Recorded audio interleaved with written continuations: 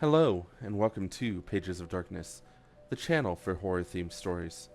Today we're going to be reading The Shadow Beneath the Floorboards. It started with a sound, a faint creak in the dead of night, like a sigh from an old house. Annie had always been a light sleeper, so the noise pulled her from her dreams. At first, she thought it was the wind rattling the loose boards of the century-old farmhouse she had inherited. But then it happened again, and again. Each night, the sound grew louder, closer, until it became impossible to ignore. By the second week, Annie had convinced herself it was just the house settling. After all, the place had stood for over a century, and its history was well worn in every crevice. The townsfolk often spoke of the home in whispers, sharing stories of its former owners. Strange accidents, untimely deaths, the usual fodder for local legends. Annie had dismissed it all as superstition, but now, alone in the house, the whispers of the past felt uncomfortably close. One evening, after weeks of sleepless nights, Annie decided to investigate. She waited until the noise began, right around midnight, and grabbed a flashlight. Following the sound to the small, unused bedroom at the back of the house, she stood frozen in the doorway, listening. The creaking now seemed rhythmic, almost deliberate, the footsteps pacing under the floor. The room itself was unremarkable. Faded wallpaper peeling at the edges, an old iron bed frame stripped of its mattress, and a thick rug that looked like it hadn't been moved in decades. But the sound was louder here, almost insistent. Annie pulled back the rug, revealing a trapdoor she had never noticed before. It was covered in scratches, the wood warped and darkened as though something wet had seeped through. Her heart raced as she pried it open.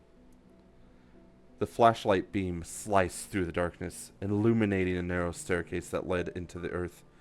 A faint metallic smell wafted up, and Annie hesitated, but curiosity, or perhaps something darker, urged her down the steps. The cellar was cramped, filled with shadows that seemed to move just beyond the light. The air was damp and heavy, carrying a scent of decay that made her stomach churn. At the far end, there was an old wooden chest. It was covered in chains, but the padlock hung open, as if someone, or something, had recently unlocked it. Annie approached, the air growing colder with each step, her breath fogged in the beam of the flashlight. She reached out to lift the lid when she noticed something else. The floor beneath her feet wasn't solid. It shifted slightly under her weight, almost like hands, cold and skeletal. They shot up from the dirt, grabbing her ankles and pulling her down. Annie screamed, dropping the flashlight, which rolled to the side and flickered out. The hands were strong, impossibly strong, and they dragged her into the damp earth. She clawed at the ground, her nails splitting against the rough stone, but it was no use. The darkness swallowed her whole. When Annie opened her eyes, she was lying on the floor of a room she didn't recognize. The walls were made of rough stone, and the air was thick with the scent of mold. The only light came from a single candle, its flame flickering as if disturbed by an unseen breeze. In the corner of the room stood the chest, now open, its contents spilled onto the floor, old photographs, yellowed letters, and what looked like human bones. She scrambled to her feet, her heart pounding. The hands that pulled her down were gone, but she could still feel their icy grip on her skin. The letters caught her eye, then their spidery handwriting strangely familiar. She picked one up and began to read. To whoever finds this, we tried to seal it away, but the house won't let us. It needs to feed. It needs someone to remember. If you found this, it's already too late. The letter ended abruptly. The ink smeared as though the writer had been interrupted.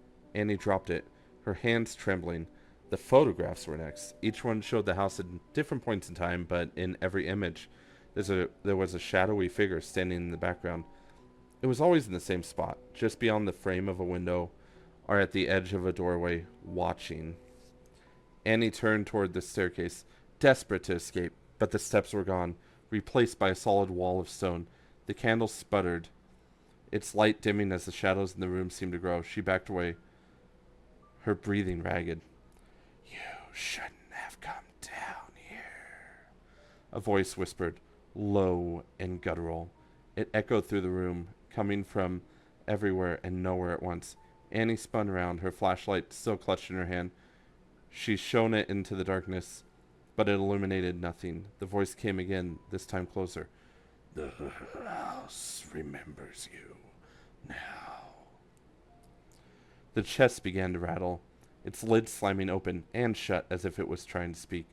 The shadows converged around it, coalescing into a humanoid shape with glowing red eyes. It stepped forward, its movements jerky and unnatural, like a puppet on tangled strings.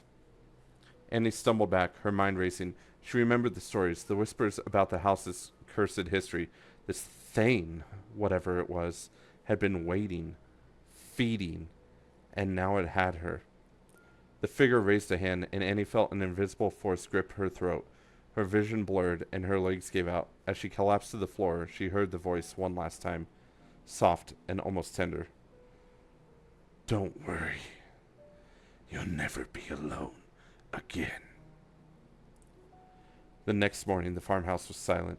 The trapdoor was closed, the rug carefully replaced, and deep beneath the floorboards, something new stirred in the shadows.